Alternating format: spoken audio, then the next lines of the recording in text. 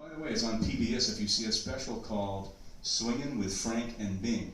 There's a lot of information about Jimmy Van Heusen, who wrote this and many other great tunes that I've just been playing for years, and I'm a big Jimmy Van Heusen fan. But his real name was Chester Babcock.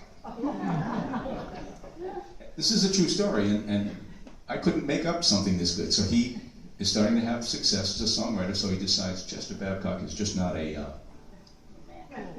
snappy enough name. So he needs a better name, so he thinks, all right, Jimmy, that's like, all of our talk show hosts today are named Jimmy, right? So Jimmy, that's good, and he's having a little difficulty coming up with a last name until he takes off his shirt and looks at the label. That's where he got it. Right? So I read a book last summer that's called Sessions with Sinatra, and it just kind of chronicles all of Frank Sinatra's recording career from the very beginning with Dorsey to every single recording he made.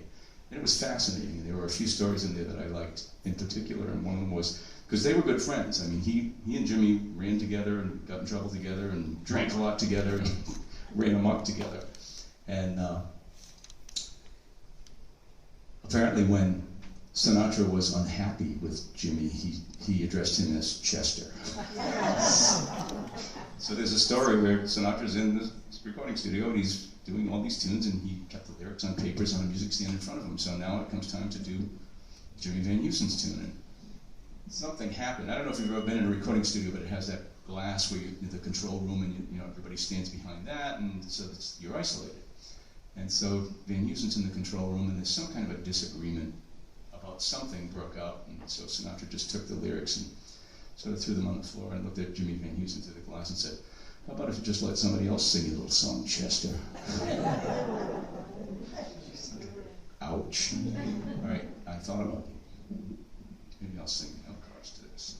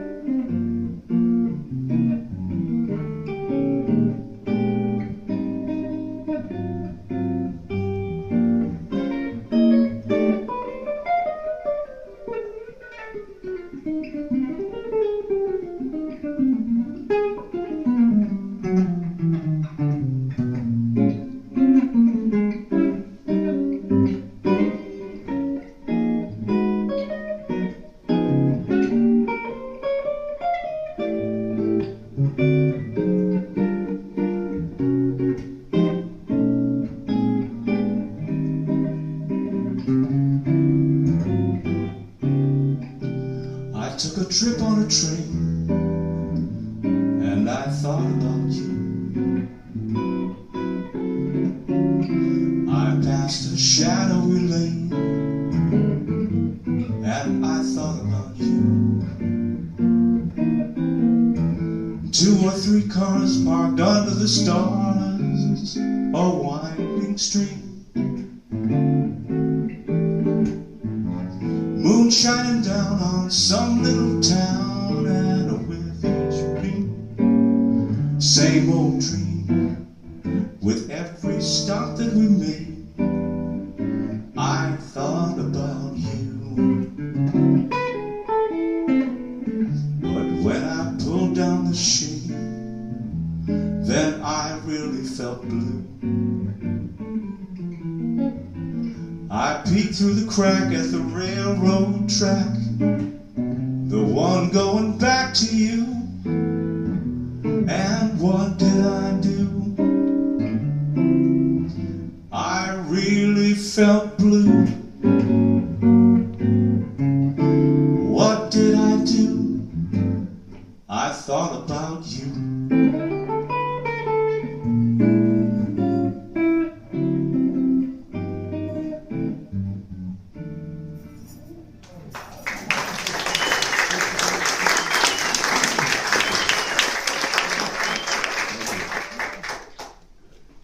Great tune. You almost just can't go wrong with a tune that's that well written. I mean, he just wrote so many beautiful pieces of music. This and Rainy Day, and it's a bunch of sort of like kind of classic requests that are just, you're always happy to hear them because they're just such beautiful tunes. And I have to admit that I haven't played My Funny Valentine in a while, but I am going to take a little crack at it here because a couple of different people asked for it.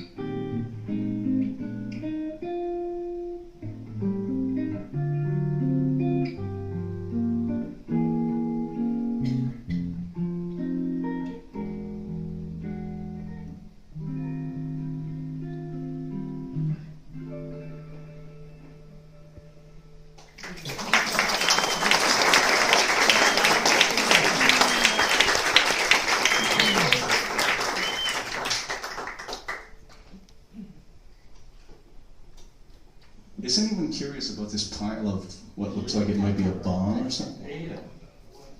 Okay. Guitar players are very strange people with regard to equipment.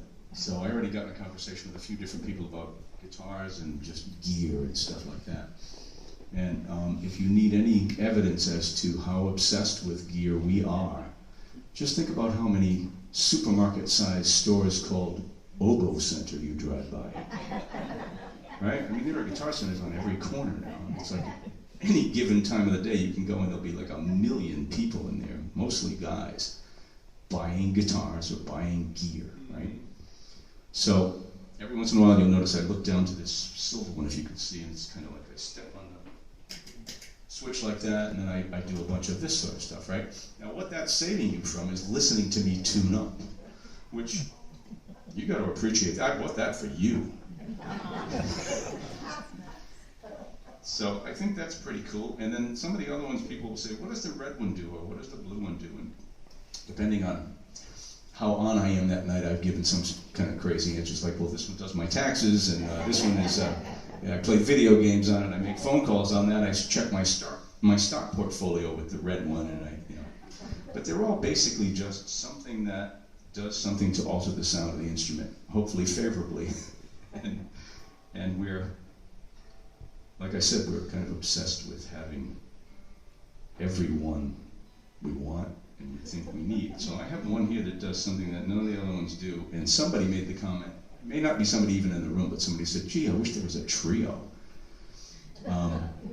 So I'm going to do something that will be a kind of combination of things. It's a little bit of a blindfold test. You hopefully will recognize this tune. Does everybody know what I mean if I say I'm going to play a blues? All right, a blues is just, it's a short form. It's a 12 measure long form, and it's what a lot of